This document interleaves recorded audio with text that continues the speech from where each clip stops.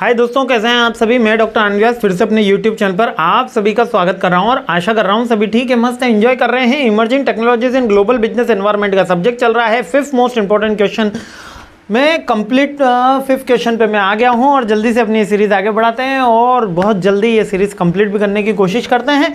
आइए 5वां क्वेश्चन देखते हैं। 5वां क्वेश्चन आ गया है artificial intelligence and machine learning का। अब ये देखिएगा, एआई बात का टर्म है और मशीन लर्निंग पहले का टर्म है। दोनों का डिफरेंस समझा देता हूं तो आपको बहुत इजी होगा एग्जाम में क्वेश्चन का आंसर लिखने में। देखिए, एआई और मशीन लर्निंग में दोनों में क्या डिफरेंस है। जो मशीन लर्निंग है वो प्री डिटरमाइंड डेटा है, मतलब कि एक एल्गोरिदम फिक्स कर दी, उसके अकॉर्डिंग मशीन वर्क करेगी, कुछ लर्न करेगी और डिसीजन देगी, लर्न करके रिजल्ट दे देगी। ठीक है, ये आपकी मशीन लर्निंग हो गई। जैसे कि हमने एक एल्गोरिदम फिक्स कर दिया, लाइक एटीएम मशीन क्या है, आपकी मशीन लर्निंग का एग्जांपल है। आप मशीन में कार्ड लगाया आपने, तो उसके अंदर एक एल्गोरिदम फिक्स हो गई कि कार्ड आएगा, पिन आएगा, अगर ये दोनों चीज़ें मैच करती हैं तो उसके बाद आप उसको वेरियस ट्रांजैक्शन की छूट देंगे, जिसमें आप जैसे कि नेट बैंकिंग का यूज़ करना या पिन चेंज करना, या आप कह सकते हो कि विड्रॉल करना या बैलेंस चेक करना, है ना, या बहुत सारी उसकी अदर फैसिलिटीज़ होती हैं, पासबुक में एंट्री करना है, तो ये सारे काम होते हैं। तो ये मशीन लर्निंग का एक फिक्स्ड एल्गोरिदम होता है, फिक्स्ड लर्निंग होती है और फिक्स्ड आउटपुट होता है। इसको एक्सटेंडेड रूप पे करा जाता है एआई में। एआई में एक एल्गोरिदम फिक्स कर दिया जाता है, लेकिन एल्गोरिदम फिक्स करने के बाद वो कहता है कि अब आपको एनालिटिक्स भी करना है, एनालिसिस भी करना है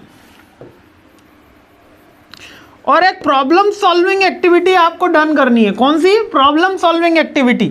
यानी कि जैसे ही आपने एनालिसिस किया, इसके बाद आपका जो सॉल्यूशन आया, उसके बाद आपको उस प्रॉब्लम को खुद ही सेल्फ सॉल्व करना है, प्रॉब्लम को सॉल्व करना है। अब ये प्रॉब्लम कैसे हुई? जैसे कि सपोज मैंने एक एआई टूल लिया, इसमें मैंने उसको एक प्रॉम्प्ट दिया, लाइक आइडियोग्राम हो गया, हमारा मिड जर्नी हो गया।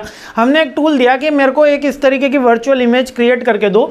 सपोज कि लॉर्ड गणेशा हमारे रिवर के अंदर हैं और वहाँ पर वो जॉयफुली स्माइल कर रहे हैं। तो एक हमने प्रॉम्प्ट लिखा, प्रॉम्प्ट लिखने के बाद उसको इमेज के क्लिक करने को दिया तो एआई ने उसको बताया।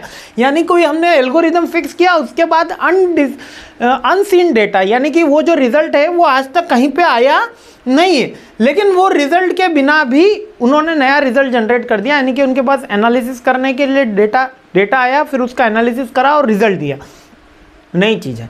ठीक है, तो अपना मार्वल में जार्विस है ना, AI refers to the intelligent exhibit by the machine that mimic human cognitive function like learning and problem solving। यानी खुद लर्न करेगा, खुद सॉल्व करेगा। लाइक आपने उसको 2+2 सिखा दिया 4, तो वो 3+3 खुद सीखे, उसको AI बोलते हैं। ठीक है, ब्रॉडर कॉन्सेप्ट में कैपेबिलिटी क्या होगी, उसमें रीजनिंग होगा, लर्निंग होगा, प्रॉब्लम सॉल्विंग होगा, परसेप्शन लगा सकता है। आपका उदास मुंह देखेगा तो परसेप्शन लगा लेगा कि ये बंदा उदास है, मतलब उसमें हमने फेशियल रिकॉग्निशन दे दी है, तो उससे पता चल जाएगा कि इस व्यक्ति का ये उदास है, इस व्यक्ति का ये उदास है, और वो उसके पॉसिबल आपके सॉन्ग प्ले कर सकता है। लैंग्वेज की प्रोसेस करने का काम आएगा। एप्लीकेशन इसका बहुत सारी जगह, सेल्फ ड्राइविंग कार में, एजुकेशन में, रिटेल में, फेशियल रिकॉग्निशन में, वर्चुअल असिस्टेंस में, मेडिकल में, फ्रॉड डिटेक्शन में, ये सारी जगह आपका एआई हेल्प करता है और एक तरीके का आपको डेटा सेट प्रोवाइड करता है। मशीन लर्निंग क्या होता है? एआई से पहले मशीन लर्निंग था। याद रखना, एग्जाम में एआई एंड एमएल आ सकता है, लेकिन एमएल पहले का पार्ट था। यहाँ पर क्या होता है, ये learn without explicit programming, data से ही वो लर्न कर रहा होता है और एक फिक्स डेटा सेट आपको रिप्रेजेंट करता है। समटाइम्स जब अनसुपरवाइज या सुपरवाइज लर्निंग में हम जाते हैं तो कुछ ऐसे रिजल्ट मशीन लर्निंग के थ्रू आ जाते हैं जो मतलब अनसीन होते हैं। यानी कि आप एटीएम मशीन, मैंने एक एग्जांपल दिया, तो केवल एटीएम मशीन ही नहीं है। अब कभी आपको एरर देखने को मिल सकती है, कोई प्रोग्राम C++, .NET, जावा, PHP जिन्होंने चलाया होगा उनके पता होगा कि रिमाइंडर डी क्या होता है, डी रिमाइंडर क्या होता है। आप डी रिमाइंडर लगा के देखोगे तो आपको अलग एरर देखने को मिल जाएगी। यानी जो चीज़ कंप्यूटर को समझ में नहीं आती वो एरर है। बात समझ में आई? कंप्यूटर को आपने 0-1 सिखाया, उसके अलावा कुछ दिया तो वो उसके लिए एरर है। जब वो तक आप उसको उसकी भाषा में नहीं समझाओगे, मशीन लैंग्वेज में नहीं समझाओगे, तब तक उसके लिए सारी चीज़ें एरर है। तो उन एरर को आइडेंटिफाई करके कोई अनसीन डेटा भी दे सकता है। मशीन लर्निंग में भी ये हो सकता है, केवल एआई में, लेकिन ये एक सबसेट में होता है, एक बहुत ही कम क्वांटिटी में होता है, क्योंकि इसके अंदर प्री डिसाइडेड एल्गोरिदम रहता है और प्री डिसाइडेड रिजल्ट रहते हैं। लेकिन वो एल्गोरिदम चेंज होने पे या डेटा चेंज होने पे सारी चीज़ें चेंज हो जाती है। लाइक कि अगर हमने ATM दिया और पिन गलत दे दिया तो वो आउटपुट नहीं दे पाएगा।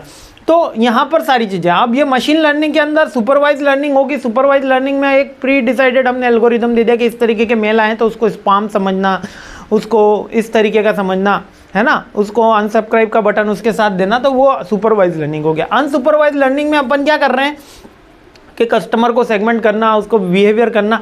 यहाँ पर मशीन अपने आप ही वर्क कर रही है, यहाँ पर हमने एल्गोरिदम नहीं दिया, यहाँ पर हमने कुछ इनपुट दे दिए कि ऐसा होने पे ऐसा होना चाहिए, ऐसा होने पे ऐसा होना चाहिए। अब तीसरी चीज़ हो जाती है, जैसे कि फॉर एन एग्जाम्पल, इसको बहुत बेसिक एग्जाम्पल से समझते हैं।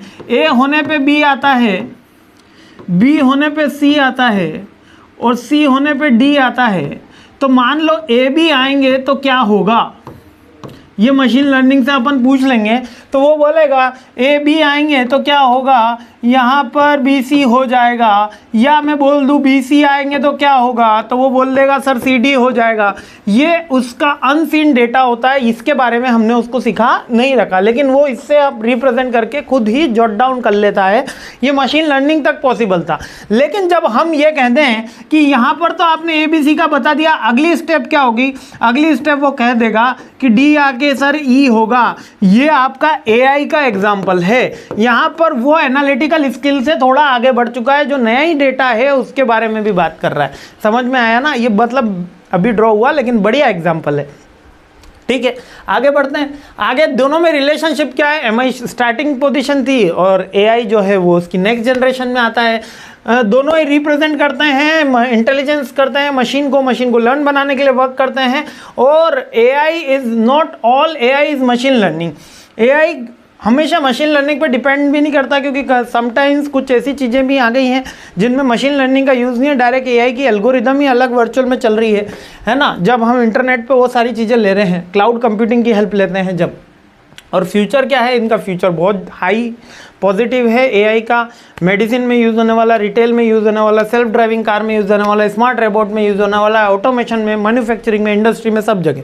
लेकिन मेन इनके चैलेंजेस क्या है, एक तो इथिकल कंसेप्ट आता है, एक प्राइवेसी का इशू आता है, टेक्नोलॉजी अपलिफ्ट करने की कॉस्ट आती है, और दूसरा इसके गवर्नेंस, लीगल लॉस की इशू है। क्लियर हो गया ना ये सारे के सारे पॉइंट, कहीं कोई दिक्कत आई नहीं ना। AI बहुत अच्छा इंपॉर्टेंट, AI ML और डीप लर्निंग याद रखना, थोड़ा डीप लर्निंग भी पढ़ जाना है ना, तो ये एक थोड़ा सा प्लस हो गया।